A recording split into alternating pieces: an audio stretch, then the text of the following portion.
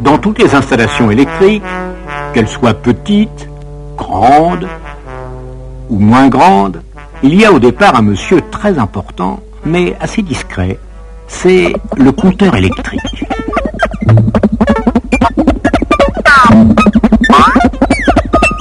Tout le monde en a un chez soi, mussé dans une petite niche généralement, où il passe son temps à compter. À compter quoi au juste? Vous allez répondre, eh bien il compte. Il compte tout simplement ce qu'il va falloir payer. Évidemment, mais c'est pas tout à fait ça. Ce qu'il compte exactement, le compteur électrique, c'est l'énergie électrique que vous dépensez. Il compte les kilowattheures. Je dis bien les kilowattheures, qu'il ne faut pas confondre avec les kilowatts tout court. Les kilowatts mesurent la puissance des appareils électriques, comme les chevaux pour les automobiles.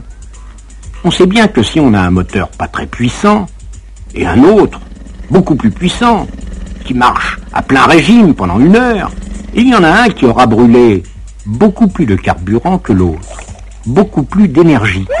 On comprend cela très bien. Pour les fer à repasser et les réfrigérateurs, c'est pareil, sauf que cela va moins vite sur la route.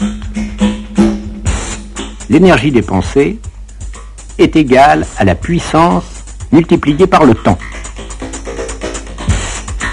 Et le fer à repasser de 1 kW qui marche pendant 2 heures aura consommé 2 kWh d'énergie électrique, c'est-à-dire 2000 Wh. Et s'il ne marche que 5 minutes, ça va faire 1000 divisé par 60.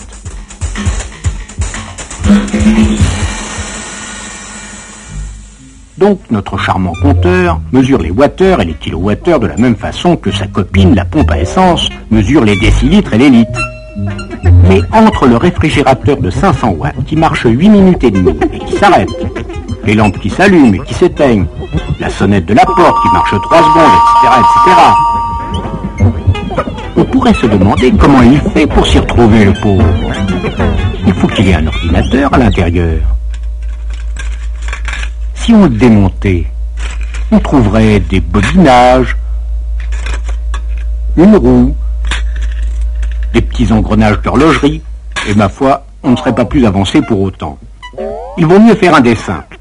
Ceux qui ont eu la chance de suivre nos cours de haute électricité savent que si on branche un appareil d'une puissance de 1 kW sur un circuit de 220 volts, il passe un certain courant de 4,5 ampères, pour être exact, et si on branche 2 appareils de 1 kW chacun, il passe 2 fois plus de courant, c'est évident. Or, tout courant qui entre chez vous passe dans la bobine intensité du compteur. Et la roue tourne toujours dans le même sens, même si le courant est alternatif. Et plus il passe de courant, plus la roue tourne vite. La mécanique est calculée de telle sorte que pour un total de 1 kW branché pendant 1 heure, donc 1 kWh, le disque va faire, disons, 1000 tours à l'heure.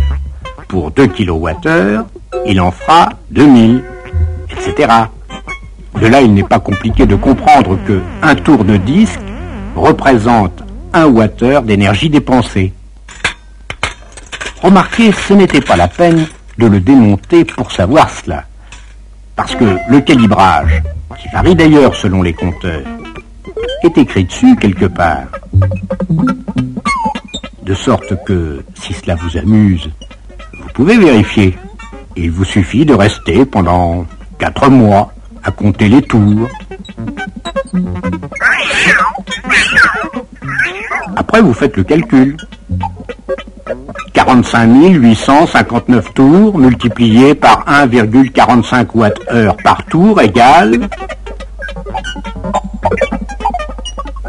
ce qui est effectivement ce qui vous sera facturé. Mais il vaut mieux laisser faire le compteur. La prochaine fois, on vous parlera d'un autre monsieur important, le disjoncteur.